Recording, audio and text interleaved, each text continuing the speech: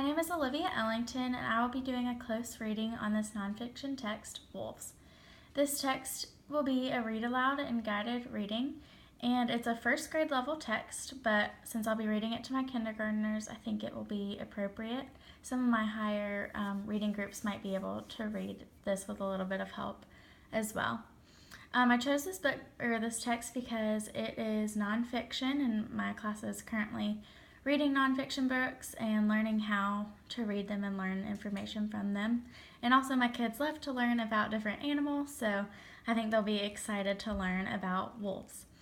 For my first read of this text, I'll ask the kids, what's the main idea, what's it mainly about, and also what are some words that they don't understand. So some words I think they probably will circle that they don't understand would be the word packs.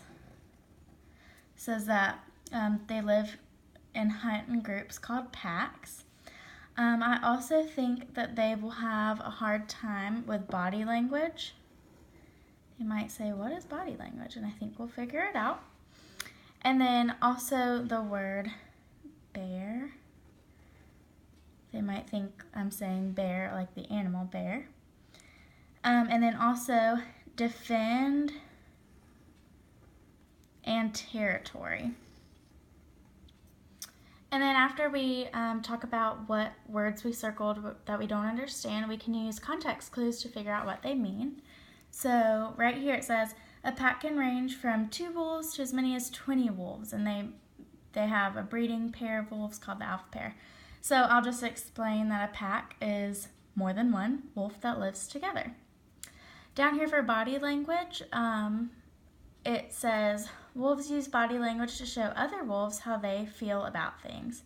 So I'll talk about, when you crisscross your arms or roll your eyes, that's body language. You're letting someone know how you feel without saying it. Also right here, the word bear. This one will be kind of tricky since they probably are thinking about the animal, but I'll say like to show their teeth or, it says straight up and bare its teeth, so kind of make a growling face. And then defend and territory, it says pack members will howl together to defend their territory. So I'll explain defend as like trying to stand up for, and then territory is like where you live or your friends or family. For my second reading, I'll ask, why did the author write this? And I'll explain, again, it's an informational text, so the author wrote it to inform us of information on wolves. And I think this is kind of cute. I think they'll get a kick.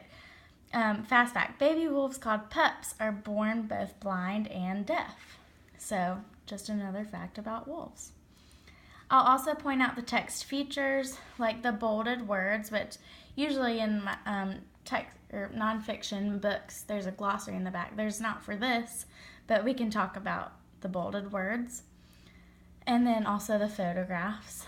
And then we can also underline vocabulary, which I really think the bolded words I picked out that they might have a hard time understanding, I think those really would be some vocabulary words that we could talk about.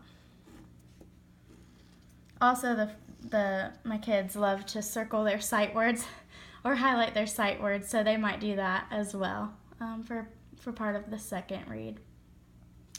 And then during the third read, I would ask them what connections could they make to the text, and I think this is what they would probably like the most because they love trying to relate to whatever read aloud I do. And so probably the biggest one, or one of the biggest ones, would be the pack, and talk about how our packs are like our families. We live with them, we eat with them, and so our pack is our family. And then also the body language, because I don't think kindergartners really get body language, and they definitely do a lot of eye rolling and crisscrossed arms and silly things like that they don't realize put off a different meaning than what they intend to do. So I think this will be a really great close read. I think my kids will really enjoy it, and I'm looking forward to using it.